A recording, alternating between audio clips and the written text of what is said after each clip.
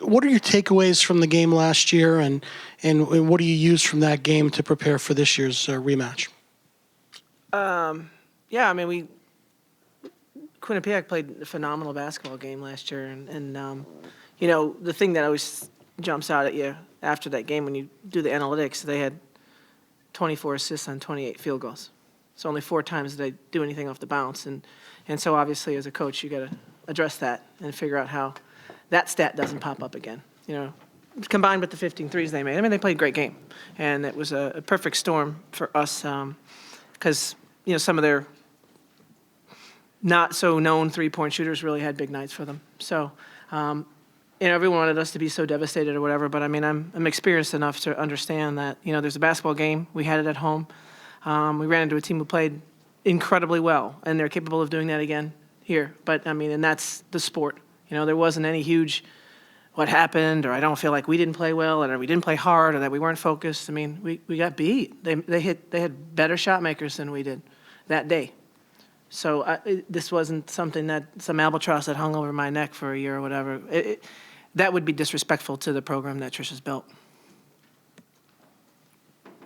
Pat and Dan. Coach, when you saw the pairing come up, were you happy to see them again, or was it a distraction you didn't want, or is it something? Yeah, I thought it was odd. The word I used was odd. That's odd. Yeah, that's odd. I don't, you know, I don't think that happens very often, that you get another rematch that early, like a guaranteed rematch. Like you played them. It's not like they're in the bracket. They're your game. Odd.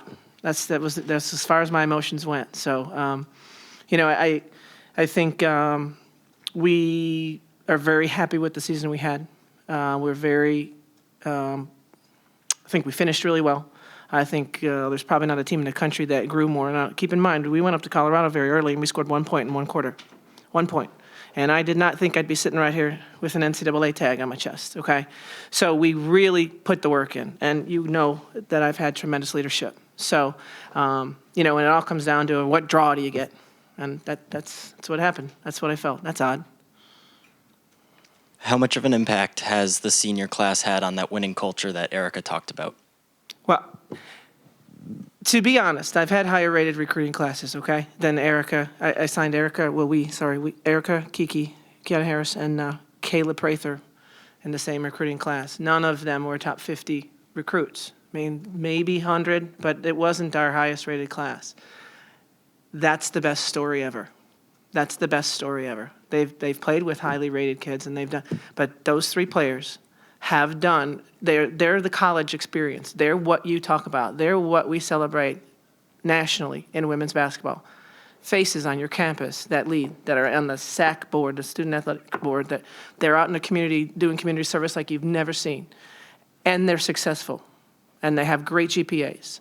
And they return. And they didn't play a ton their freshman year. And every single one of them had somebody who said, well, maybe you should leave, And their family said, you know what, no, stay. Because you'll grow from this.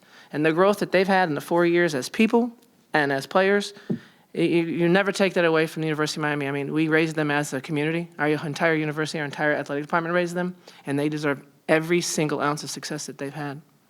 They are very special. Any other questions? We good? Okay. Thank you. Thank you very much, Coach. The Miami locker room will continue to be open. Whoops. That's